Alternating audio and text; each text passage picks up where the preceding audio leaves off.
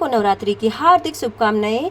बड़ों को प्रणाम, छोटों को प्यार। और छोटा सा मेरा ये मिनी ब्लॉग जो भी देख रहे हैं वो इसे सब्सक्राइब करें और मुझसे जो भी गलती हो क्षमा करें। राधे गाइस, जय माता दी। जैसा कि आपको पता है कि नवरात्राएं आ गई हैं, अब शुरू करनी हमने मंदिर की सफाई। तो मैंने शुरू कर दी मंदिर की सफाई। ये निकाला सारा सामान बाहर को और धोया उसको और बाहर सुखाने को डाल दिए। ये माता के इतने सारे कपड़े जब लो तो मन नहीं भरता है, और अभी इतने सारे कपड़े वो तो अच्छा है कि आज धूप है और जल्दी फटाफट ये सूख गए, क्योंकि मैं इनको हाथों से ही धोती हूँ। सभी हाथों से ही धोते होंगे इन्हें, क्योंकि मशीन में तो ख़राब हो जाएंगे। ओके, तो अब ये माता के कपड़े जब सूख जाएंगे तो फिर उसके बाद फिर मैं मंदिर तैयार करूँगी अपना। ये देखो धोते धोते क्या हुआ कि ये आसन भी थोड़ा सा रफ़ हो गया। वो पीछे से ना कर्फ जो लगा होता है, ये मैंने कपड़े धो दिए। अब ये कपड़े सूख गए हैं तो अब मैं इनको उठा के ले चलती हूँ। ठीक है, सभी ने आज ही सफाई शुरू की होगी ना। बहुत हो जाता है मंदिर का काम भी, दिखता कुछ भी नहीं है लेकिन इतना हो जाता है बहुत। आज काम भी बहुत सारे हैं क्योंकि नवरात्रियाँ शुरू हो गई। तो कहीं नवरात्रा है, कहीं नामकरण है, कहीं कुछ समझ नहीं आ रहा कि क्या करे। और घर में मेरा है व्रत और सबका, किसी का नहीं है, बच्चों का व्रत नहीं है। तो मन ऐसा कर रहा है कि बच्चों का भी व्रत होता तो कितना अच्छा होता। ठीक है, तो अब ये माता के कपड़े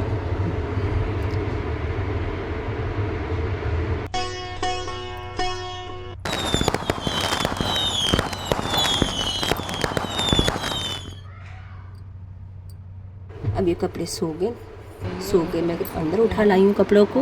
ठीक है, मुझे थोड़ा जुकाम भी हो रखा है क्योंकि पानी में ज़्यादा रह गई हूँ। ठंडा गर्म वही हो जा रहा है, कभी बारिश कभी धूप।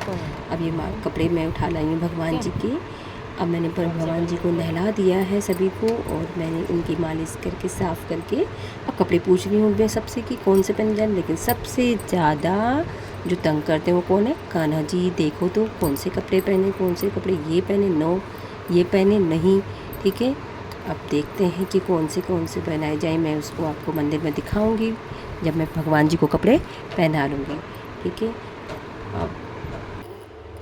अब मैं चली भगवान जी के लिए कुछ थोड़ा सा सामान ले लें, जैसे धूप और कपूर वगैरह। ठीक है, तो ये चल रही है क्योंकि मैंने अभी नारियल निमाई कलश स्थापना नहीं की है। तो मैं चली अपनी दीदी के साथ थोड़ा कुछ सामान लेने माता के लिए। ठीक है, तो हम जा रहे हैं, जहाँ हम दुकान पे जा रहे हैं वहाँ ना बहुत ही सस्ता सामान मिलता है। सारा मथुरा और वृंदावन से आता है। मैं हमेशा वहीं से शॉपिंग करती हूँ, मार्केट जाने की मुझे ज़रूरत नहीं पड़ती है।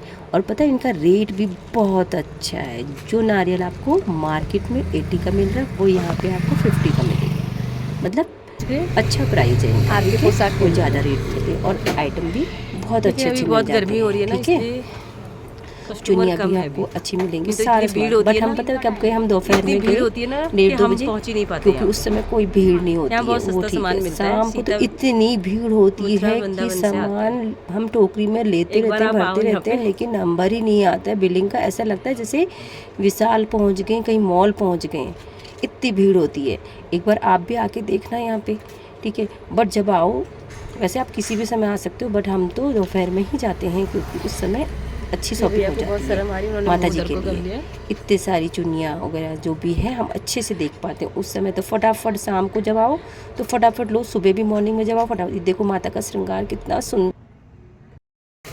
चंदन तो इतना सुगंधित होता है जैसे मानो कि हम वृंदावन में ही पहुँच गए हैं। पर आपको पता है क्या हुआ, हमने इसे सुना और पता है फिर क्या हुआ, हमें ऐसा लगा मानो अब मिलेंगे नेक्स्ट ब्लॉग में।